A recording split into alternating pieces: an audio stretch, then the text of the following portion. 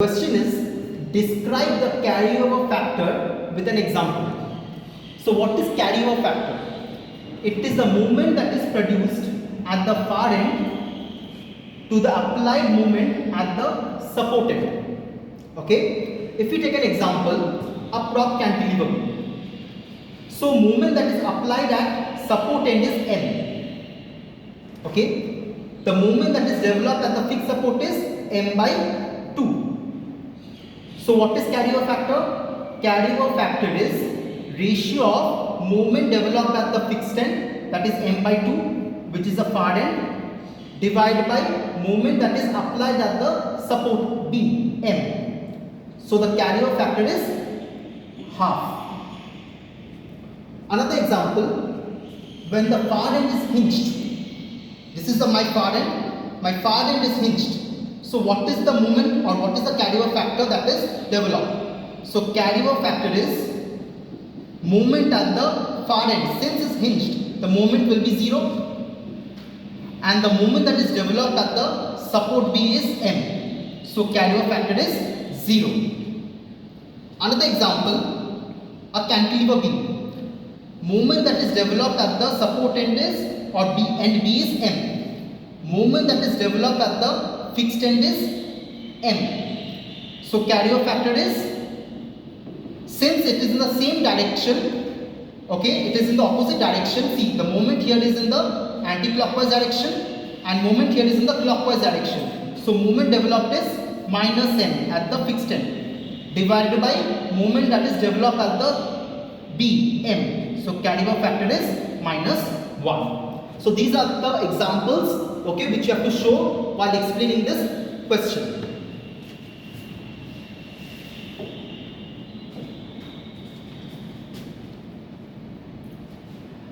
Another question, name the formula for stresses in a curved beam. Okay, the name of the formula is Winker-Batch formula, very important. This is the formula that is used to calculate the stresses in a curved beam. Okay, the name of the formula is Winker-Batch formula. So if we see the diagram, okay, this is a stress distribution that is developed, which is hyperbolic in nature.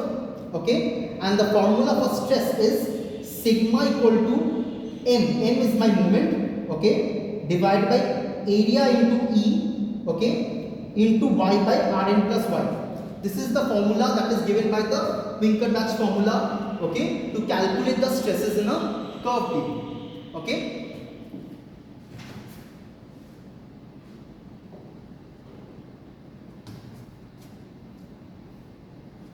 Next question. Portal method is suitable for building having flinger blanks. Okay. So the portal method, okay, is suitable for building having low elevation. Okay, so you know that portal and cantilever method, okay, are approximate method for building frames. It is suitable for, portal method is suitable for low-rise buildings. Okay, and one of the important assumption for portal method is that the point of inflection, okay, the point of inflection occurs at the mid height of the column, and at the mid span of the beam. Okay, this is a very important assumption in portal method. Okay, and for low-rise building, this method is very accurate. Okay, the results are very accurate for low elevation buildings.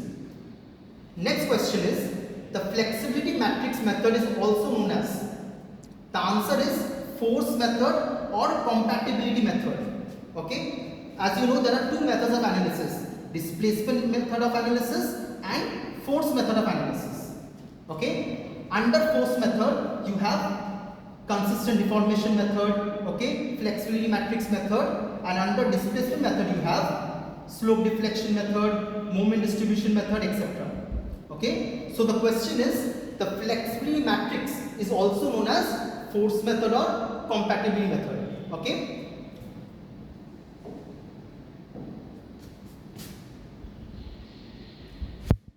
Next question is, a simply supported beam of span 6 meter. Okay, a simply supported beam of span 6 meter carries an ultimate UDL of 25 kilonewton per meter. What is the plastic moment that is developed? Now we will be using the mechanism criteria here. Okay, so we have a simply supported beam, okay, which is carrying a UDL having an ultimate load of 25 kilonewton per meter. So what is the after mechanism, how you draw it?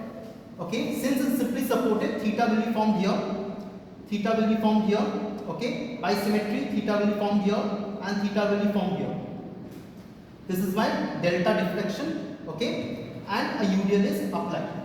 Since it's simply supported, movement will be developed at the joint, okay, at the center. So what is the way to calculate this? Internal work done equal to the external work done by mechanism criteria. External work done is done by the UDL, okay, and internal work done is done by the plastic moment and rotation, okay. So the what is the internal work done? MP into theta plus MP into theta, that is 2 MP theta, okay, and the external work done is, since it is UDL, the area under the triangle will be considered. What is the area? Half into W into L into deflection delta. Substituting delta equal to L by 2 into theta, okay. So we get MP equal to W L square by 8. Substituting W and L, the answer is 112.5 kilonewton meter. Movement, please note the units. Unit is kilonewton meter for bending movement or plastic movement, okay, and the answer is 112.5 kilonewton meter.